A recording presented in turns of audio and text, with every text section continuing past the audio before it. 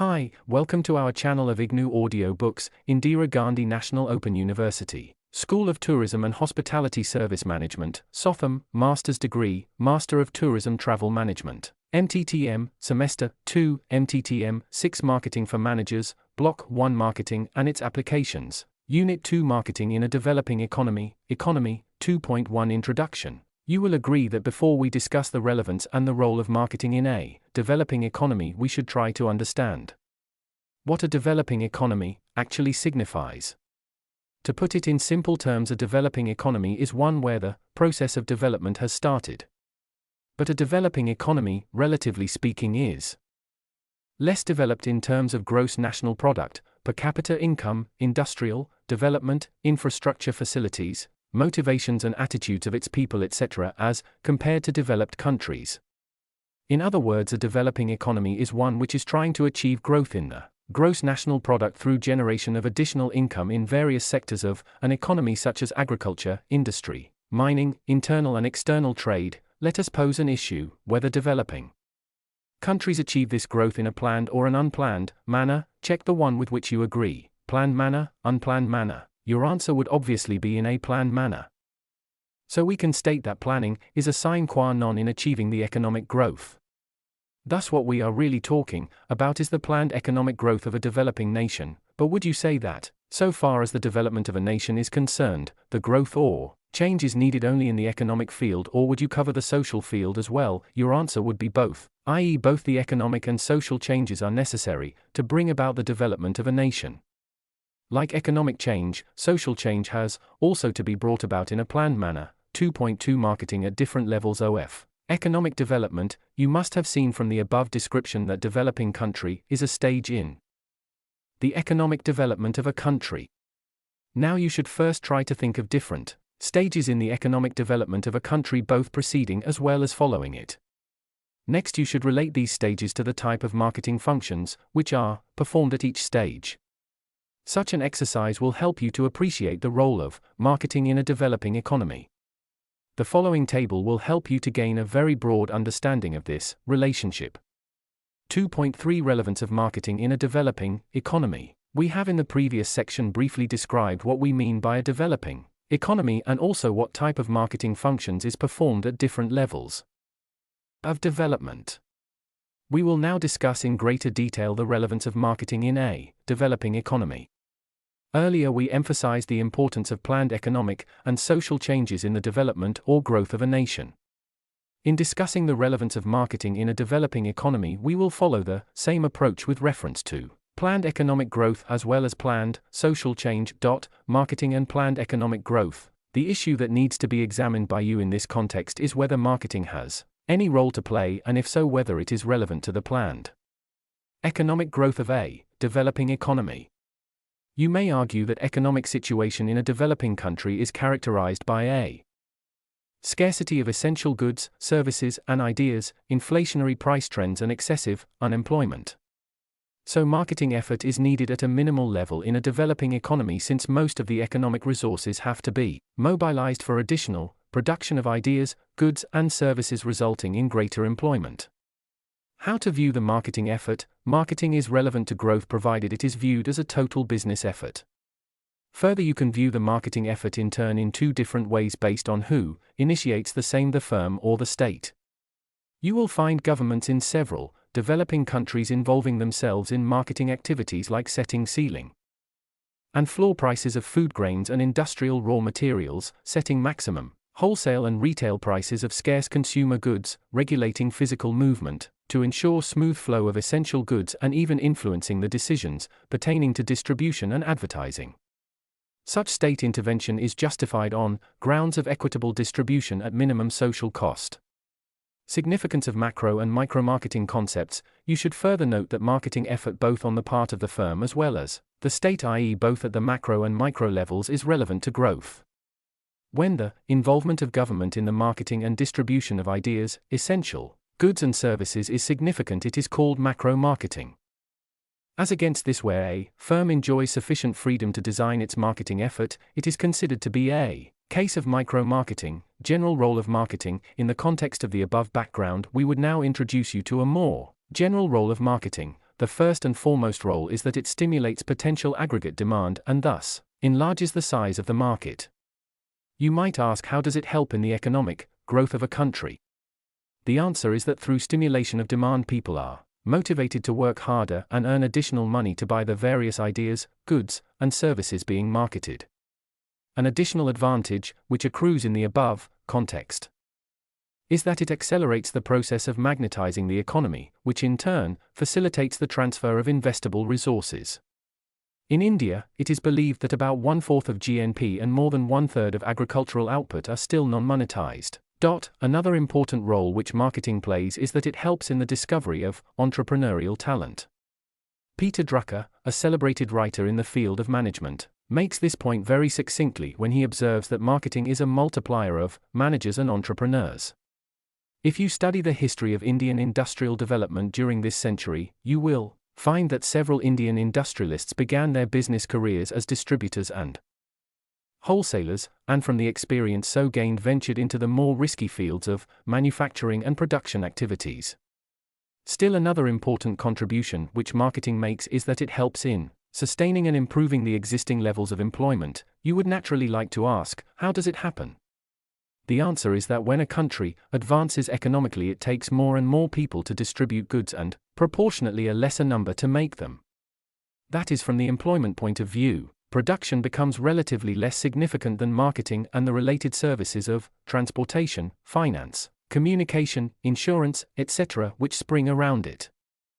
In the context of the above discussion regarding general benefits which arise from marketing, would you recommend that planning marketing subsystem of an economics should be closely integrated into the general programs of economic development? Yes, otherwise it would result in the creation of imbalances between supply and demand situations. Instances are not wanting where new enterprises had to face severe problems and even face a shutdown due to inadequate attention given to market's capability to absorb the additional supply. Would you subscribe to the view that in an economy of shortages of most consumer and industrial goods there is not much scope for persuasive or aggressive marketing? First, answer the question before you read ahead. The point to note is that marketing has been very narrowly interpreted in the above question. The marketing function revolves around a wide spectrum of activities, ranging from product planning to after-exchange servicing, as discussed in Unit 1, all of which need not necessarily be relevant to all stages of growth or to different sectors of an economy at a given stage of growth. An individual firm has a limited degree of freedom in designing its marketing strategy, as is the case in India, where the state has imposed restrictions on products to be manufactured, raw material to be used, prices to be charged, and even the market intermediaries to be employed. 2.4 Areas of relevance. Does the answer to the above question mean that in the wake of prevailing government control, no room is left for manipulating the marketing effort? It would be an oversimplification to argue in this manner. Even when a favorable demand situation exists, the absence of careful assessment of demand and customers' needs may result in serious loss to a firm. Consider the following example: an Indian manufacturer of ball bearings fell victim to a major accumulation of stock in the smaller diameter range of tapered roller bearings because it had failed to realize that the existing capacity in this particular size range was far in excess of the demand, and its assumption of an overall shortage was rather faulty. You should remember that even in a planned economy, an enterprise can ill afford to ignore the demand trends and forget the essential marketing functions such as product development and marketing research. But it does not mean that marketing function is relevant equally to all business firms in various sectors of a developing economy. Considering the typical characteristics of a developing economy and its growth needs, it appears that certain sectors of the economy need relatively greater level of marketing effort than others. Marketing in agriculture, basic industries, mining, and plantation, these sectors comprising agriculture, food grains, and agricultural raw materials. Basic industries, steel and power generation, and mining and plantation call for a minimal level of marketing effort for distributing the output. The finished products of these sectors, because of frequent scarcity conditions, call for minimal product development, packing, storing, and physical distribution. However, demand forecasting at a national level is a critical marketing function in this sector. The manufacturers, or for that matter the government, may have to discourage the users of these products from excessive consumption. Situations of shortages like these also result in the development of substitute products, intermediate industrial goods, the engineering goods, machine tools, components, accessories, etc. fall in this category. The marketing effort required is at a medium level and calls for careful product planning, informative advertising and personal selling in addition to essential packaging, storing and physical distribution. The pricing is either competitive or government-regulated, semi-industrial products, etc. The level of marketing effort required is high in the case of semi-industrial products, pharmaceuticals and fertilizers, appliances for business and household use, consumer, non-durables and certain categories of engineering goods and machine tools. Export trade and services like tourism and banking, finally, in respect of certain product categories. The level of marketing effort will have to be on the peak if the much sought-after fruits such as foreign exchange and savings are to be realized. 2.5 The relevance of social marketing. You remember that we have mentioned earlier that both the economic and social changes are necessary for bringing about the development of a nation. We will now discuss how social change is brought about in a planned manner through social marketing technology. Before we discuss the role of social marketing, we should understand what social marketing signifies. Too often, social advertising as practiced by social campaigners is confused with social marketing. What is at fault, to a large extent, is the tendency of social campaigners to assign advertising the primary, if not the exclusive, role in accomplishing their social objectives. As explained in Unit 1, a given marketing objective requires the coordination of the promotional mix with the product, ideas, goods and services mix and the distribution mix. Kotler and Zaltman have defined social marketing as the design, implementation and control of programs calculated to influence the acceptability of social ideas and involving consideration of product planning, pricing, communication, distribution, and marketing research. To understand the social marketing fully, it would be best to examine the applicability of the 4 Ps of the marketing mix in terms of some well-known social issues. Product, you will remember the first stands for product.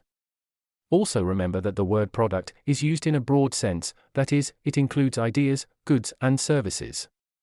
In social marketing, as in the case of marketing of other products, sellers have to study the target audiences and design appropriate products. But product design is more challenging in the social area than it is in the business area. Illustration. Suppose the social objective is to create safer driving habits and attitudes in the population. Now, how will you design the product? Remember, there is no one product that can accomplish this. Various products have to be designed that will make partial contribution to the social objective.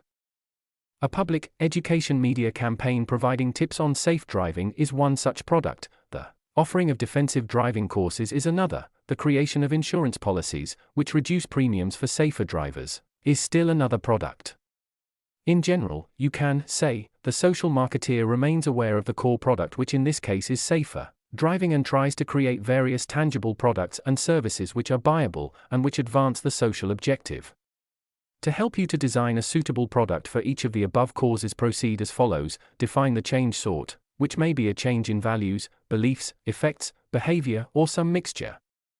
Next, segment the markets in a meaningful manner, then design social products for each market which are buyable and which instrumentally serve the social cause. You should remember that in some social causes, the most difficult problem will be to innovate appropriate products, in other cases it will be to motivate purchase. Promotion. We next take up promotion as an element in the social marketing mix. It is promotion, i.e. persuasive communication, that will make the social goals familiar, acceptable, and even desirable to the audience. The social campaigning strategist will tend to think of promotion as mass media communication only. But you will remind the marketing man that promotion is actually a much larger idea and includes, besides advertising, personal selling, publicity, and sales promotion.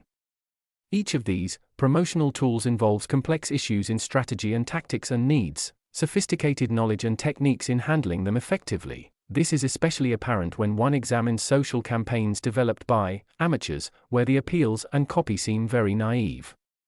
This is because of their inability or reluctance to view the issue in broad marketing terms instead of in strictly social or ethical terms. Note in this connection the criticism leveled by Nathaniel Martin against the family planning agencies for failing to handle family planning as a marketing problem in the 60s. Selling birth control is as much a marketing job as selling any other consumer product. And where no manufacturer would contemplate developing and introducing a new product without a thorough understanding of the variables of the market, planners in the highest circles of Indian government have blindly gone ahead without understanding that marketing principles must determine the character of any campaign of voluntary control. The Indians have done only the poorest research, they have mismanaged distribution of contraceptive devices. They have ignored the importance of customer service. They have proceeded with grossly inadequate trained staff, they have been blind to the importance of promotion and advertising. This is not to deny that the Indian government has undertaken some innovative promotional approaches. But Martin feels that the total program lacks the qualities of an organized, well-planned and continuous marketing effort. We will now examine the role of the third element of the marketing mix in social campaigns. It calls for providing accessible outlets, which permit the translation of motivations into actions, i.e., the motivated person should know where the product can be obtained. Planning this area entails selecting or developing appropriate outlets, deciding on their number, average size, locations, and giving them proper motivation to perform their part of the job. Suppose you have successfully organized a promotional campaign to interest people in the pollution problem and the respiratory diseases arising from this defect. It is all right that you have succeeded so far as making people aware of environmental pollution and the risks arising from it are concerned. But remember, you cannot arouse the interest of the people and leave them there. People want to do something about it. But for the most part they cannot act because there is no specific product to buy, such as a petition to sign, an election in which to choose an anti-pollution candidate, or a pending piece of national legislation, nor does the average person have a clear picture of his interests in the issue. Price. The final element of the marketing mix that must be planned is price. Price represents the costs that the buyer must accept in order to obtain the product. It involves money, costs, but also opportunity costs, energy costs, and psychic costs. What types of cost are required to be borne by persons who are asked to take immunization shots, persons who are persuaded to give up smoking? The costs in the case of the persons who are asked to take immunization shots include any possible money charge, any opportunities foregone, the expenditure of energy, and the psychological concerns aroused by inoculation. The cost of giving up smoking is largely psychological, since there is actually a financial saving in breaking the habit. You must, however, remember that the marketing man's approach to pricing the social product is based on the assumption that members of a target market perform a cost-benefit analysis when considering the investment of money, time or energy in the issue. They somehow process the major benefits and compare them to the major costs, and the strength of their motivation to act is directly related to the magnitude of the excess benefit. The social marketing planning process. After understanding the applications of each of the 4 Ps, we shall now try to present an integrated view of the administrative process framework that you could use for planning purposes. The first step is to collect information on a continuous basis from the environment by the change agency. Plans and messages are created and sent through channels to audiences, and the results are monitored by the change agency. See Figure I. A more detailed listing of the functions performed by the change agency are given below. Change agency research unit collects several types of information on the environment for important developments, on the past effectiveness of various programs, and on audience attitudes, desires, and behavior. Planning unit formulates short and long-range social marketing plans on the basis of information. What categories of buyers, in your opinion, would fall in the different target market categories as listed in the social marketing planning diagram? Markets: primary target market large and low-income families, secondary target market other childbearing families, tertiary target market sources of funds and additional volunteer efforts, miscellaneous target market politicians and religious groups. You should, however, remember that a marketing planning approach does not necessarily mean or guarantee that the social objectives will be achieved, but it offers a useful framework for effective social planning. Implications of social marketing. The preceding discussion in relation to social marketing explains how special causes could benefit from marketing thinking and approach. A number of present-day social problems like drug abuse, pollution control, safer driving, immunization, non-smoking, birth control, etc. are in need of innovative solutions and approaches for gaining public attention and support. marketing men by their training are finely tuned to market needs, product development, pricing and channel issues, and mass communication and promotional techniques, all of which are critical in the social area. Remember, social marketing is sufficiently distinct from business marketing and requires fresh thinking and new approaches to the solution of social problems. Social marketing typically has to deal with market's core beliefs and values, whereas business marketing often deals with superficial preferences and opinions. Social marketing has to work with channel systems that are less well defined and less motivated. Only through applying concepts and tools to a large number of social cases one would be able to learn the powers and limits of the social marketing approach. 2.6 The role of marketing in relation to some selected sectors, agriculture development and farm productivity. Many of you probably know this, that in many developing countries agriculture still occupies a high degree of importance and the nation's economic development is closely tied to agricultural development. If asked to identify the factors for low farm productivity in these nations, you would probably list factors such as inefficient methods of irrigation, lack of mechanization in farming, inadequate supplies of fertilizers, and natural disasters, but one of the most fundamental problems, which is often not recognized, is the lack of a market system. There are millions of small farmers who cultivate 10 or fewer acres of land, and these account for more than 60% of the population in the Third World. However, many of these farmers do not have access to the market system prevailing in these developing countries. Proper incentives should exist for such farmers to produce more. The most basic incentive is their access to the national market. No doubt, marketing technology can play a major role in enabling this phase of institutional development. Fortunately, in India, we have been successful in improving our farm productivity to a significant extent, but the marketing side of agriculture was neglected. India's plans for economic development did not envisage the magnitude of distribution tasks entailed in the marketing of essential food grains and agricultural raw materials. The drought of 1966-67 was an eye-opener for the government and made everyone in the administration realize the urgency of a planned program for food grains distribution. Success in achieving a satisfactory rate of agricultural growth hinges on the willingness of people to adopt both new production as well as marketing techniques. And it is here that marketing technology can help.